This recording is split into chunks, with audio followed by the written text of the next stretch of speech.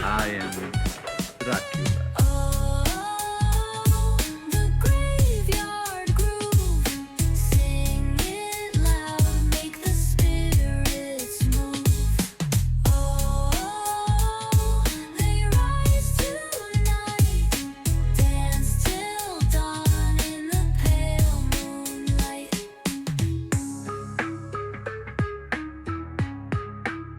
Welcome fucking back, everyone, to the Graveyard Club podcast. We're back with another banger here today. I just want to say thanks for everyone that's still listening, supporting. Make sure you like the video, subscribe if you're watching. We've t-shirts. Said it in the last video. We've t-shirts. We have a merch line now. I'm going to leave a link in the description, so go check them out. And I hope you enjoy the podcast. Supposing a more powerful form of royal jelly could be obtained from the queen wasp, for example. Socially, the queen wasp is on level with the black widow spider. Oh, no. There might be danger. Those are my terms, Mr. Zintrop. Janice Starling will be your next guinea pig.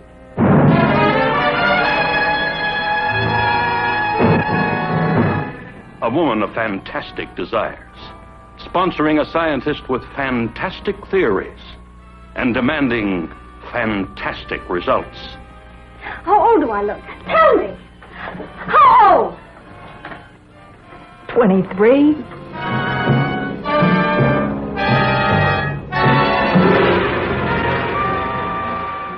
Welcome back, everyone, to the Graveyard Club podcast. We're back again with another banger. This week we're going with one of the Acidic's picks, The Wasp Woman from 1959. Acidic, man, we're almost leaning more into sci-fi with this one than pure straight horror. I really enjoyed. Yeah. 100%. I feel like there's a lot of overlap with the cheesy B movies of that time period. But this is one of my favorites. I like the creature design. I like the storyline. I like the character development. The acting is good. Of course, there's a somewhat low skill. Directed by Roger Corman, man. I've seen a lot of good movies by him. Would you be a fan? Big fan. Directed It Conquered the World in 56, Attack of the Crab Monsters in 57, The Undead also in 57, which is probably top 10 in my cheesy movie list. Huge, massive fan. Yeah. Obviously this. Roger Corman was, he would have been a man a lot of like film companies would have brought in when they wanted a movie done on the cheap. He was really good, like William Castle in that regard. He really knew what to do with a small toy string budget. Yeah, and it's wild how much talent was discovered through him. There was a saying I read somewhere that was effectively like, some people were on set were complaining about, the overall cheesiness of the movie, and he said, very creative director. One of my favorites was Theatre of Blood, and he also done done a lot of Vincent Price movies as well. Very creative director. One of my favorites was Theatre of Blood, and he also done a lot of Vincent Price movies as well. Mm-hmm. Yeah. What did he do? Fall of the House of Usher. I think he done that one. I know he did Pit and the Pendulum. I don't recall if he did Fall of the House of Usher or not. It would make sense. It kind of reminds me of like them old Hammer movies as well, like where it was just based off the vibe and like the atmosphere, the set designs and the costumes. Like the Roger Corman movies kind of remind me of them. But yeah, we're talking about The Wasp Woman. This movie was shot in 2 weeks on a 50k budget, which doesn't sound like a lot of money, but I suppose at the time in 1959, 50k probably was a pretty big budget, especially for Roger Corman. And starring in this movie is Suzanne Cabot. She plays the main girl. You know a little bit about her, man. I do, and I just double checked this because I hadn't thought about it till I heard you say it. $50,000 in 1959. It apparently would be worth roughly $555,065 today. So, like, that's a big enough budget for him, man. Right. It's actually comparatively, like, it's way more than I would have than I would have thought. Like, because you hear people talk about how cheap he could do movies. Because man, I'm almost wondering where did the 50k budget go into this movie? It must have been all on the actors, because what's good about this movie, it's all set primarily in that New York building that she works in, and that's what I like about these movies. Like, it gives the characters time to shine, and there's really not that many characters in this movie to follow. But I love movies like this. It gives the characters time to shine, and they're a lot of fun in this movie. Yes, yeah, 100%. I liked that they spent time, even the like the receptionist ladies, the little back and forth they had about watching the Doctor Cyclops movie, which I think is from 1940. I think that I found the right movie. But I love the little, like, the banter and, like, some of the jealousy, between the people that work there. It's really not to the level of Pulp Fiction, because I feel like Pulp Fiction is perhaps the greatest dialogue film that's ever been made. If the main focus is quality of the dialogue film. Fucking love that movie, Pulp Fiction, man. Yeah, you're dead right though. It focuses more on the dialogue and the characters, where versus like straight horror, straight action. It's different in that regard. Yeah. Whereas it's not really like there's not a villain in this movie. It's more it's not like your typical horror movie where it's a one-sided bad guy in the movie. But for some reason, man, I don't know. Have you ever seen that movie, The Reptile by Hammer? It there's similarities there in the creature design. In the yeah, that's actually wild that you say that, because it is. I mean, now obviously, it's insect versus reptile, but the way that they're put together, right? It's almost like they were made either from the same materials or had the same person working on them, because they do have a very similar construction field. For sure, man. For sure. What did you think of Suzanne Cabot? Am I saying her name right? Suzanne? I believe so. Or either Suzanne or Susan, actually. Now that I think about it, I'm not sure which. Oh, Susan, yeah, probably, yeah. But I thought her performance was awesome. I didn't really think anyone had a weak performance. My standout favorite, Zintrop. I fucking love Zintrop. Yeah, Zintrop is, I don't know, like almost like if the Igor character from Frankenstein had been. Yes, man. Igor from fucking Frankenstein. That's what he reminds me of, one of them. And yeah, the whole film. Well, for most part of the film, you're kind of thinking there's something evil there. Like, he's definitely the villain of this movie. Mad doctor, mad scientist kind of vibes off him. It's crazy things. We find out like longer in the film that he was just a genuine normal fella. Right. Like, he was a little weird, but like he it's kind of wild, and like when you hear him talking to the wasps, like it's clear that he comes across to me as someone who cares about, like, all animals and all life universally. Seems like a stand-up dude. Seems like a nice fella, man. Well, we're going to talk about the plot, man. The opening of the movie, which I found very funny. We're in a bee farm. Now, this is called The Wasp Woman, and the movie's setting us out straight away in a bee farm. And it just took me off a little bit there, man. It made fucking sense. And we see Zintrop, and now, man, I don't know much about bee farms, but he's spraying some sort of chemical mist or smoke, and it's a smoke. Yeah, it's meant to relax. Yeah, you smoke them out. And Zintrop basically gets fired because he's actually doing experiments under his boss's nose on wasps, and the head honcho comes out and basically fires him. But before that happens, before he gets let go fully, he shows his boss what he's been experimenting on, and we see a scene of two Dobermans.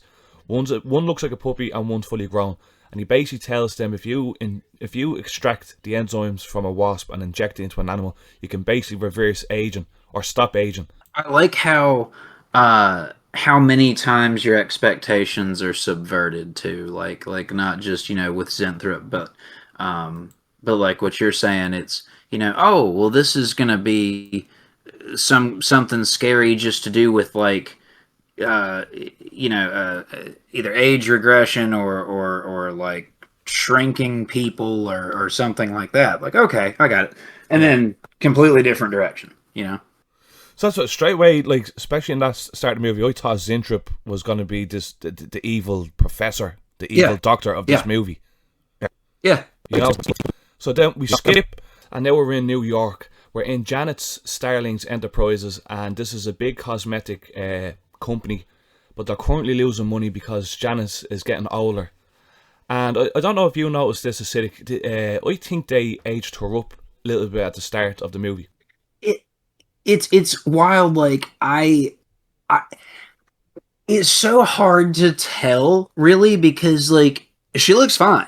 No, she. You know what I mean? Like she looks completely fine, but everyone's like, "Oh God, man, she's so old. She's like an antique," and it's just like, bro, She looks great. Yeah, she's like 30. You know what I mean? Yeah. Like, what the fuck, man? No, man, I think they definitely do age her up a little bit at the face start of the movie, like using like dark makeup around the eyes and maybe a little bit on the forehead. I'm not sure, but it definitely did look like she was aged up a little bit, and I noticed that straight away when I first watched it. Oh, I got you. See, I was thinking you meant like wrinkles and stuff, and I was sitting here thinking like, no, I don't remember that. But now that you mention it around the eyes, yeah, I got you. I think they aged her up a little bit, like.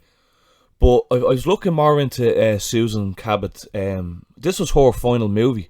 Like, she didn't do much after this. Yeah, man, and I remember you telling me the actress who plays Janice Starling was in a bit of a scandal. You were telling me about that, man. That was fucked up.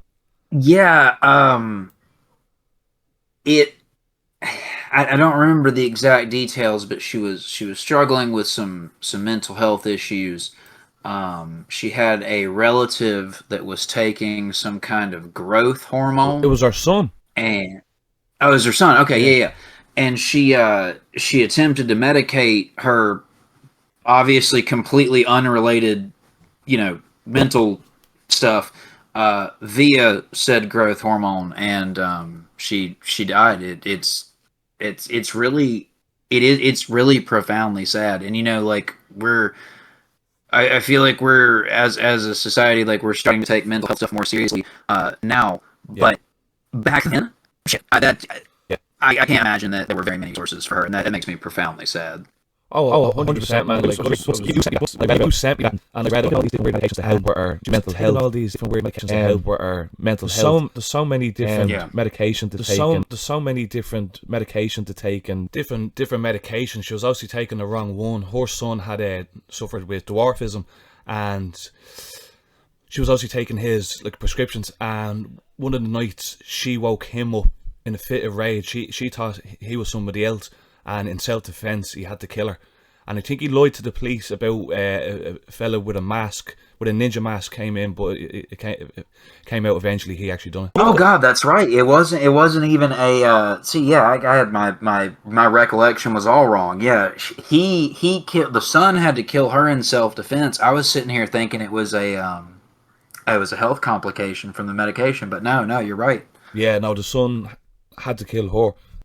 Can you imagine how fucking traumatic that would be? And then of course the son has already had to, witness the effects of whatever mentally was happening there. Like he's witnessed the deterioration, and then for it to culminate in that, like it's. And again, back then, especially in that situation, what assistance is there even going to be for him? They're going to say, fuck you, and they're going to probably take him to jail, which, I mean, like, how do you mentally recover from that? Like that was your random Tuesday that you had to deal with. How the fuck do you gather your shit and prepare for Wednesday at that? Like that's absolutely looking for what happened to his son, especially dealing with, I couldn't imagine, dwarfism, especially back then, dealing with dwarfism, especially back then. Yeah. Fuck. Do you remember Acidic, the girl in the movie? She plays Mary. The actress' name was Barbara Morris. She actually died young. I think she was in her 40s as well. She died of cancer. She looks almost like the leading lady from Creature from the Black Lagoon, with shorter hair, obviously. She kind of does. Yeah, she kind of does actually. Yeah. That's actually Yeah. a good one, man. But yeah, so Janice Starling is this big fucking.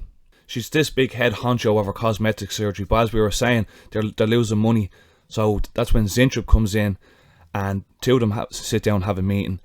And Zintrop is telling Janice about his experiments testing on animals, taking the serum, the enzymes out of a wasp, and injecting into animals, and it's stopping aging. It's actually reversing aging. So Janice is all on board, but she wants to be the first test subject. And in this movie, man, there's not many characters.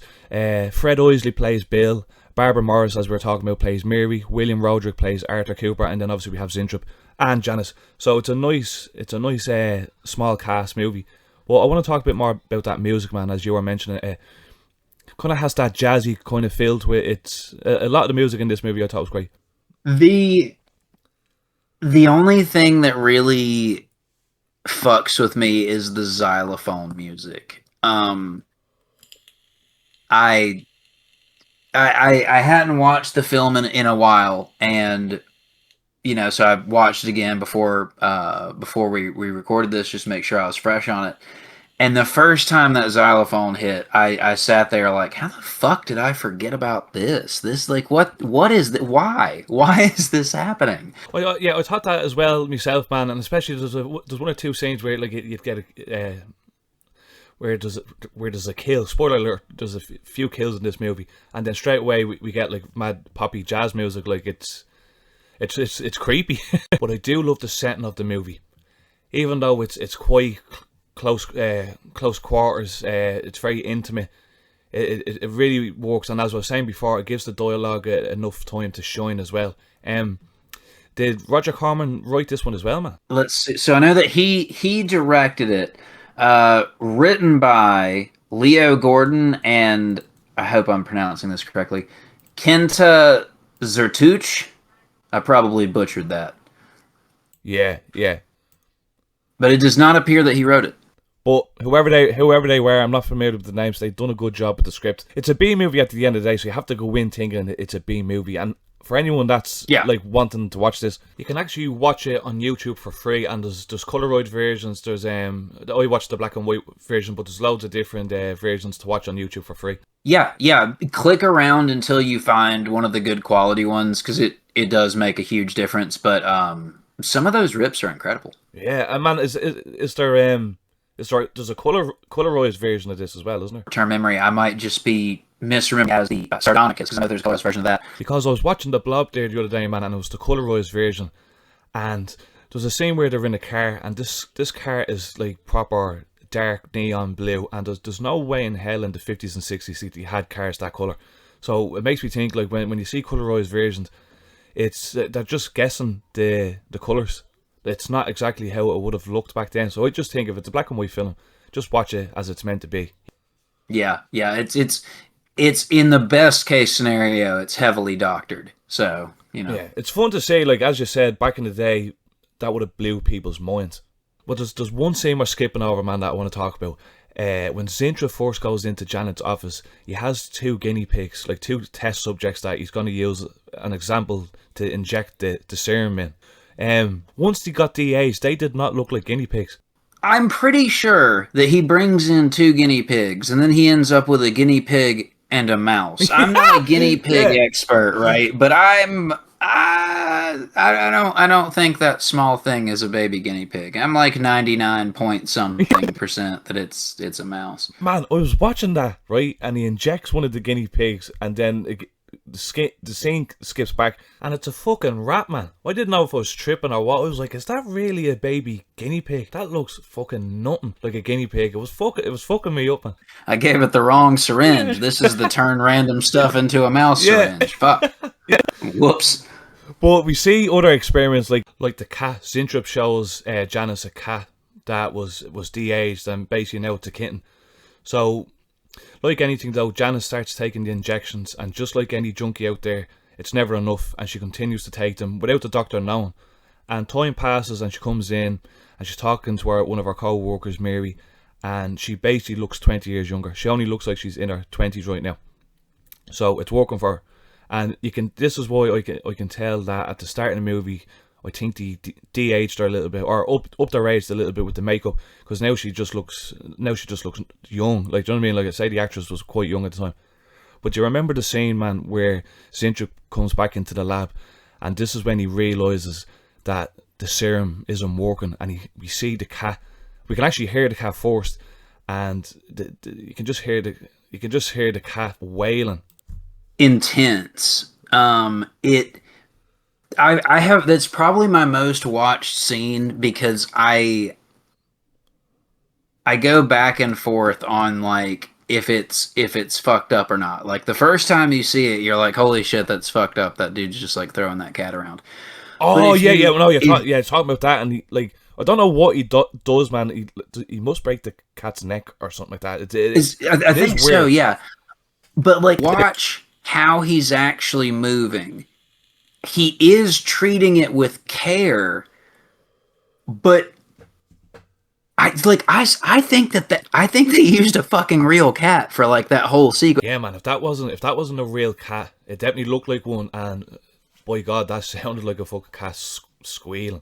I bet like set animals for this. Like I can't imagine on that tight of a budget that there was shit like that. Well, maybe he was, but shit, it might have been his cat. Yeah. Who fucking knows, man? This is a fucking great movie, man. This has been on my list for a while, but there's actually a remake of this movie from 1995, and now I haven't seen it now, but anytime I've gone to look up and research this movie, the remake actually always comes up more times than not. And I'm seeing here right now, it's actually produced by Roger Corman. Oh, fuck yeah, dude. Let's go. Yeah, that'll be the next one. But, and what's nice about this movie, man, as well, there's actually a couple of kill scenes. So if you're more of a traditional horror fan, like there's a few kill scenes in here.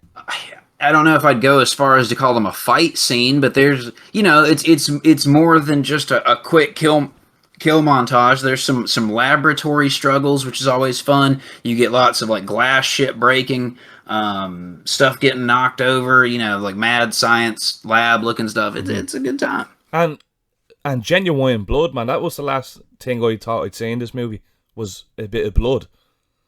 And it wasn't particularly gruesome, but I will definitely agree with you that what's weird is like it looks like she's choking him, which I guess would kind of make sense, because like, no, for sure, man. Like choking him, and obviously the scenes where she's biting him on the neck, which it's calling back to Dracula and vampires and all that type of stuff. But one thing that happens, man, I want to ask you about the scenes where Zintrop finds out that the cat is after going haywire. So now, oh fuck, now we know Janice is gonna go haywire. He leaves the building, and I thought he's obviously walking home or wherever he's going, and he gets hit by a bus.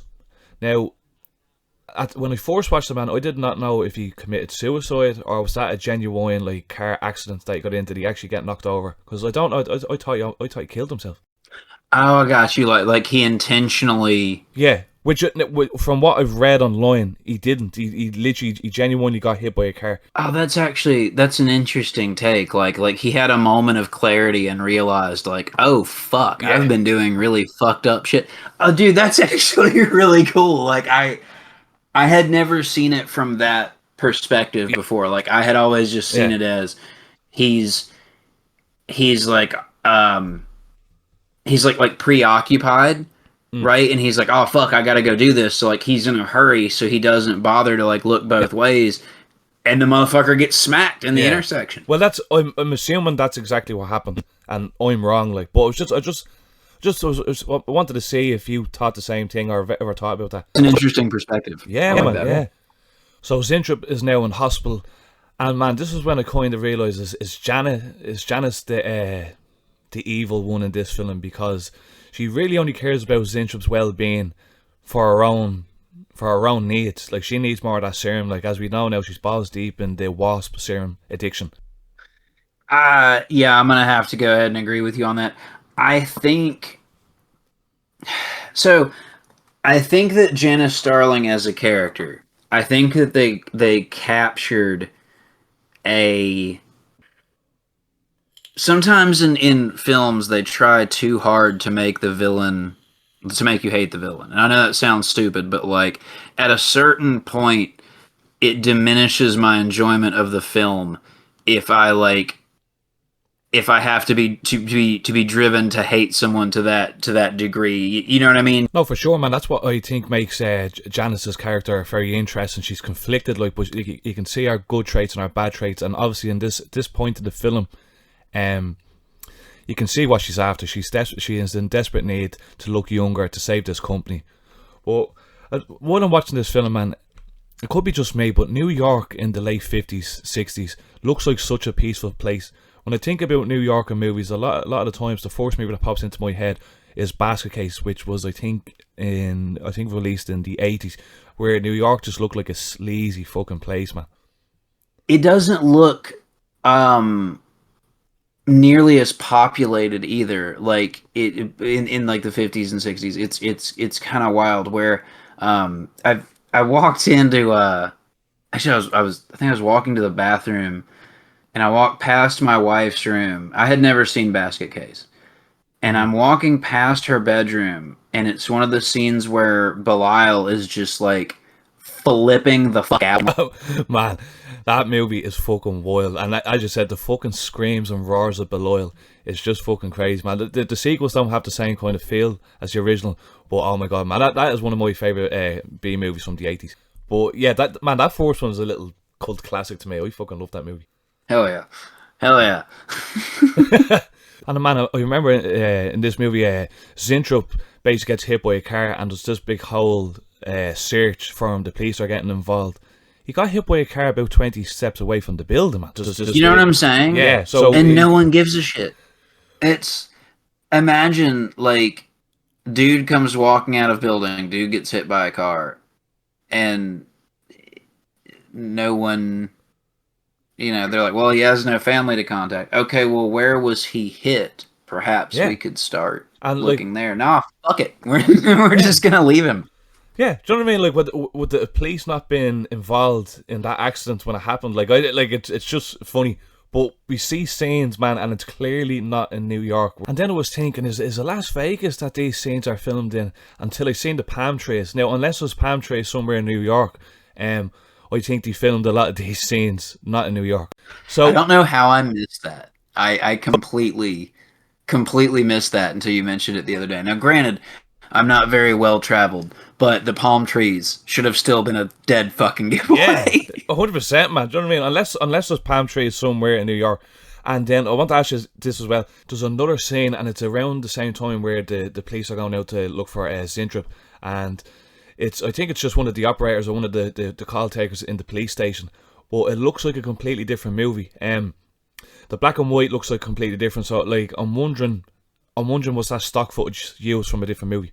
The color. And that would make sense, because if there's none of the main characters involved, then like, yeah, fuck it. Let's just let's throw a stock clip in there. Yeah. And I'm sure that was the norm in a lot of these B movies back then, man, to use stock footage. Yeah.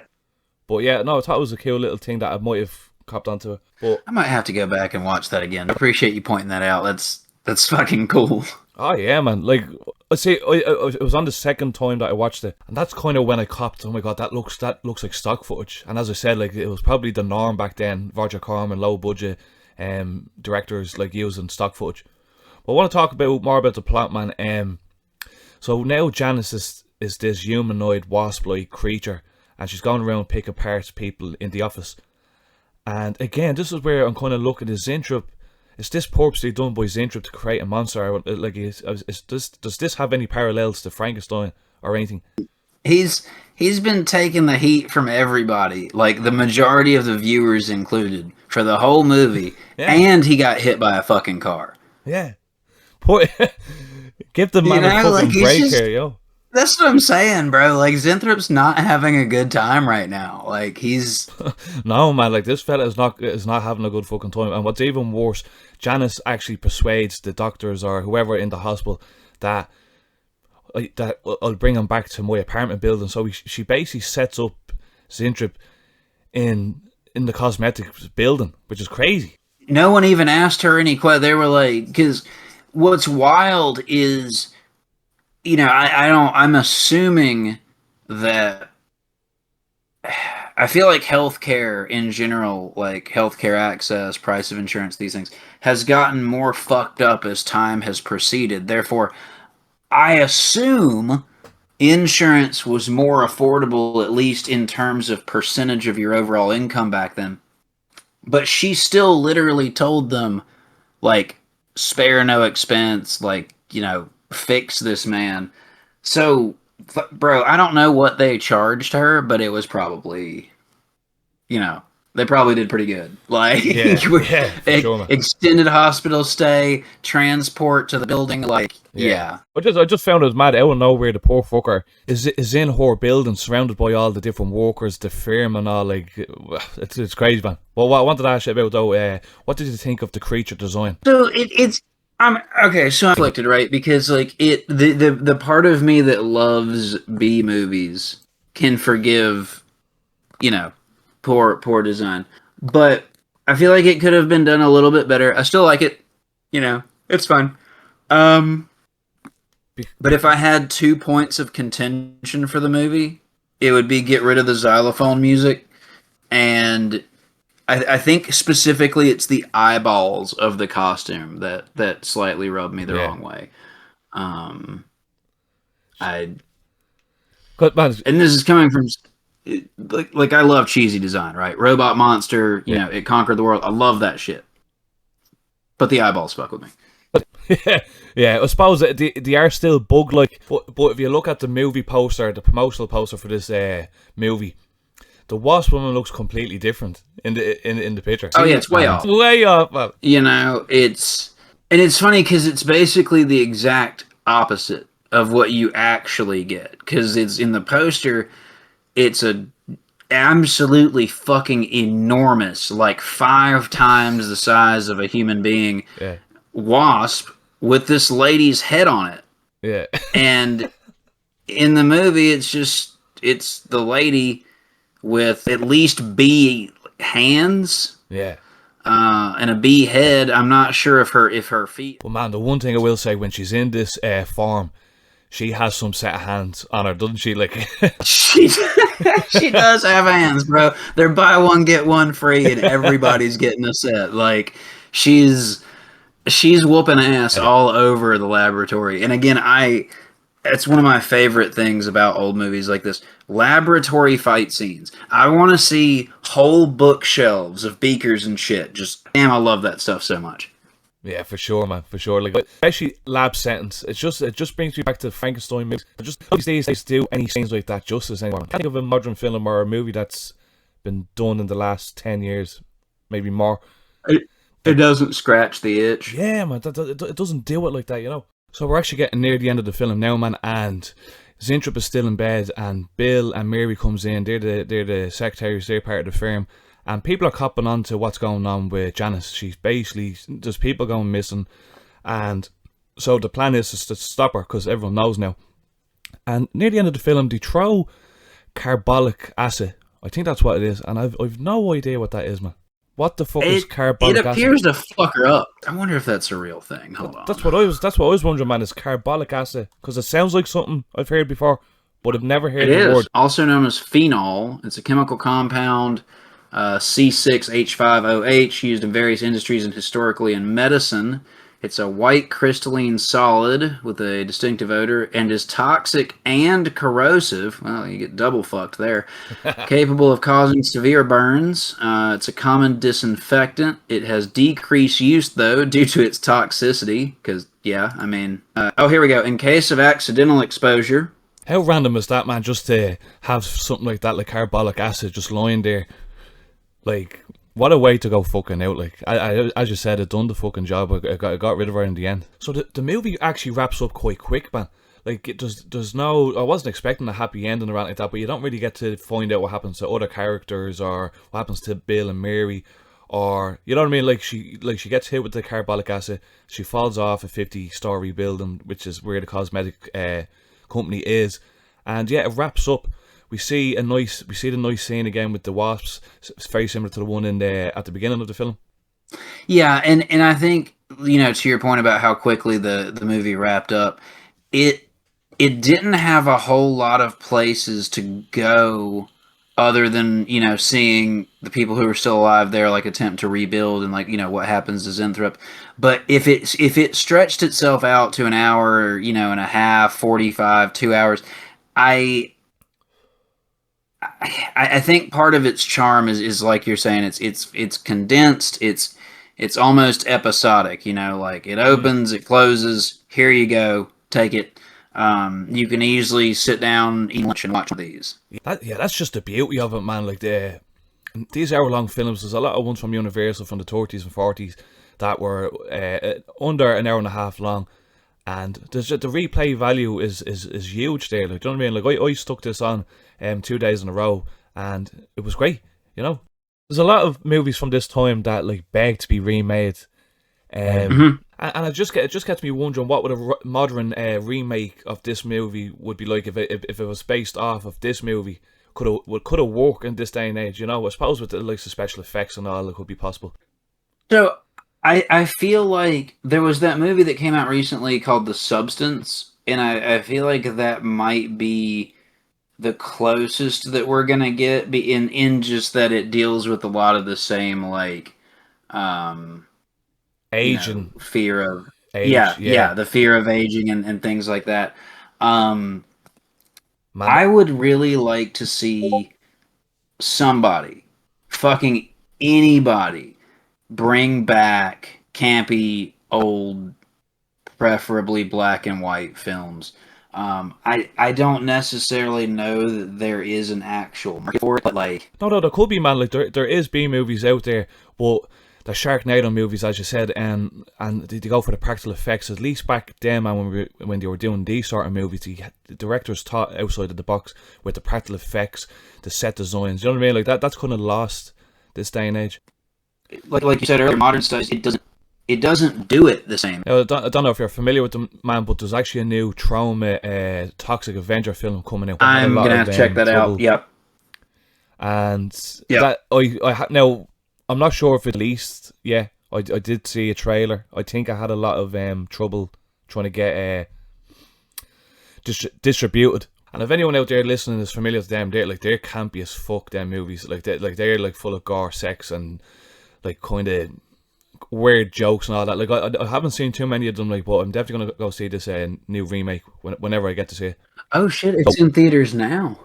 Is it, man? Yeah. Well, I'll probably end up seeing it later on, like when it comes out on. But like we're saying, man, them old campy kind of horror movies are a thing of the past. Unfortunately, like there is still some out there full of CGI slop, but I don't know. Like people are raving about Sinners and the new one that only came out recently, Weapons.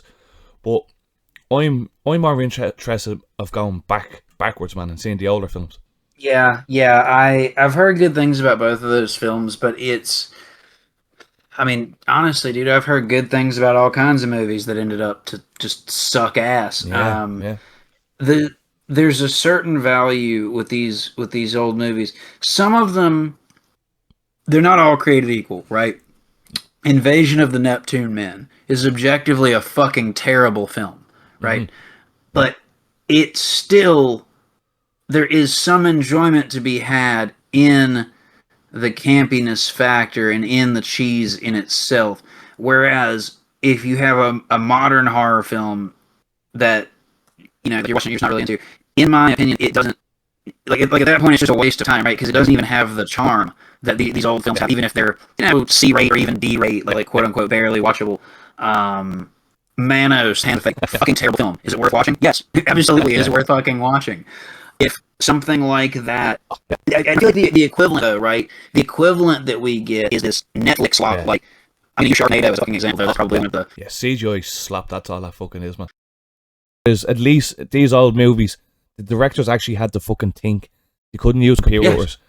Right. Yeah. It's paper mache. It's a guy in a suit. It's a fucking random costume that they stitch together. It's a real physical fucking thing. Yeah. And not, some dude with pirated fucking Fusion 360 or whatever slapped some CGI. Yeah. Like, again, it's like it lacks a soul. The especially Roger Corman has some fucking bangers. Like, hell yeah, man. directed, produced, executive, like whatever list you want to pull from. And I've done this repeatedly in the past, where I'll just go to the Roger Corman wiki, and I'll just scroll through the movies and find something that I have not seen, and I'll put it on my fucking list. In fact, right before me and you got on this call, hold on, where is it? Where is that motherfucker? The Saga of the Viking Women and Their Voyage. See, man, even the name makes you just want to watch it. Like you know straight away what vibes you're gonna get when you hear of a title of a movie like that, you know. So, Acidic Man, we're just getting to the end of the podcast right now. We're gonna go on a quick break, and then when we get back, we're gonna give our thoughts, ratings, and just our final opinions about The Wasp Woman. See you in a minute.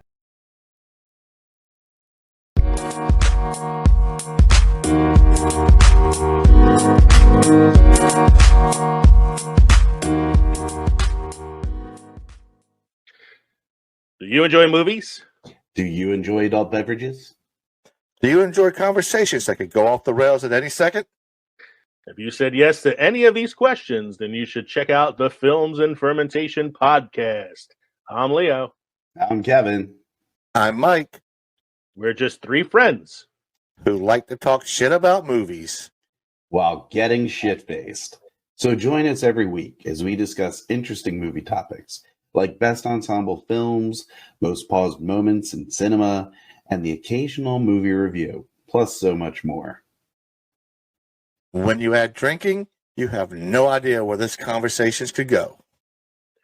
So find us on Spotify, Apple Pods, Good Pods, YouTube, or wherever you go to listen to your favorite shows. You could also visit linktree.com/films and fermentation to find all of our social media and podcast links. We'll be waiting for you to join us weekly at the crossroads between pickled and fermented. Cheers. Cheers.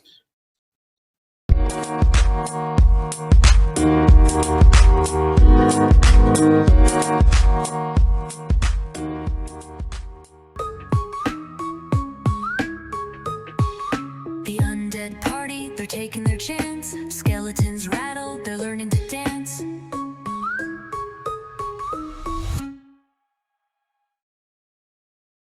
And we're back.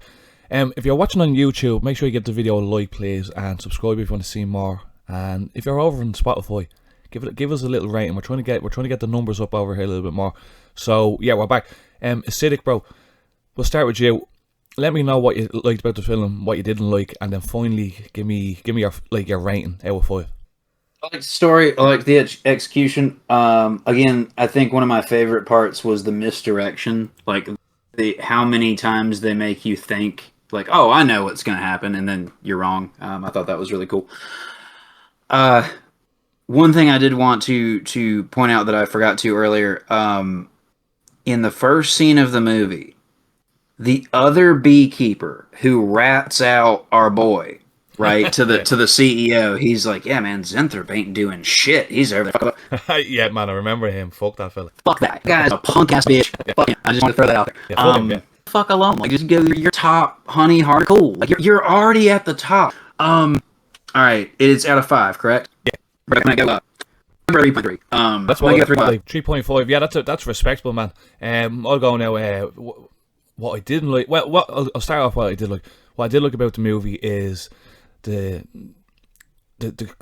small setting, the claustrophobic kind of setting of the cosmetic building.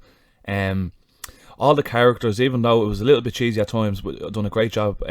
Janice Starling was brilliant. Susan Cabot played it brilliantly. Love Zintrop.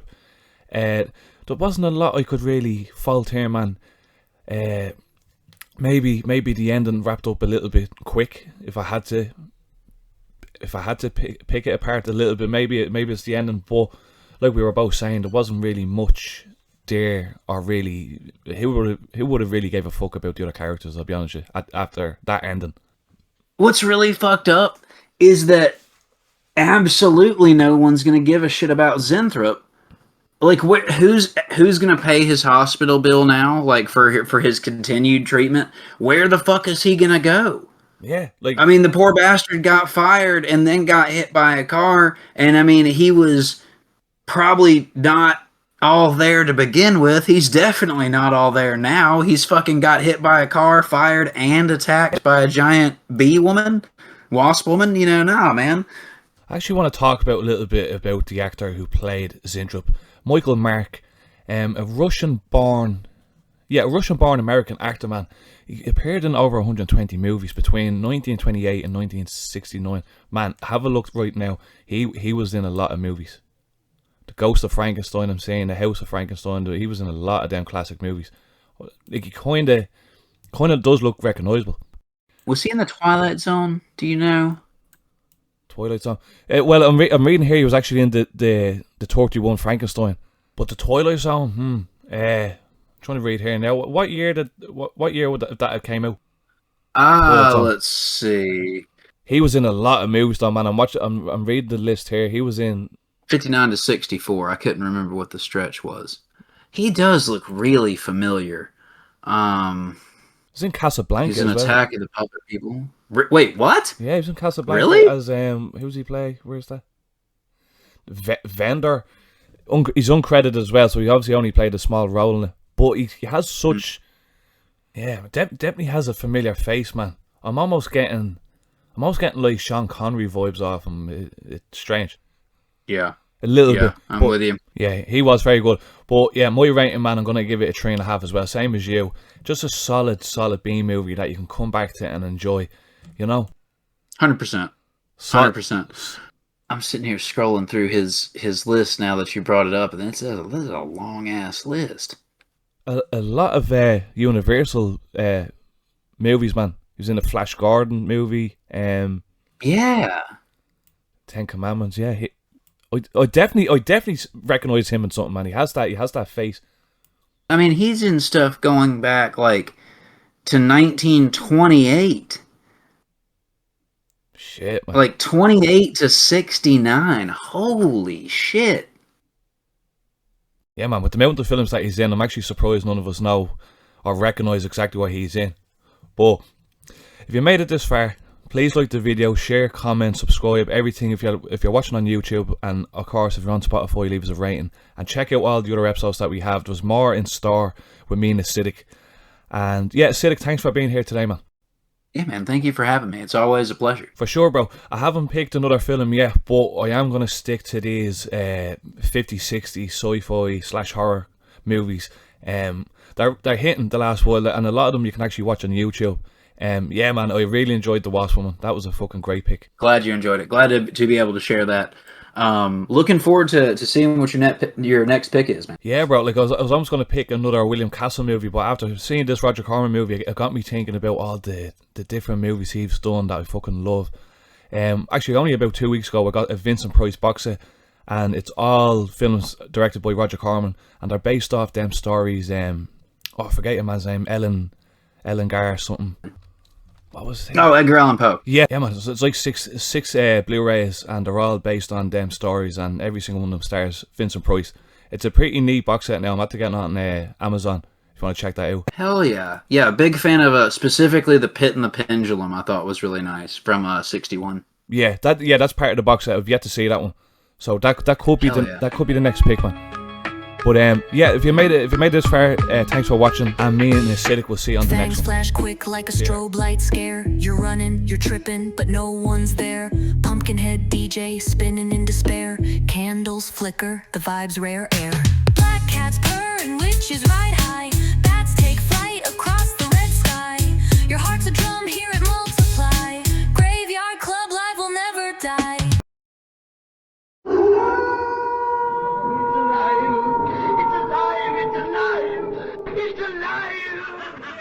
I am Dracula.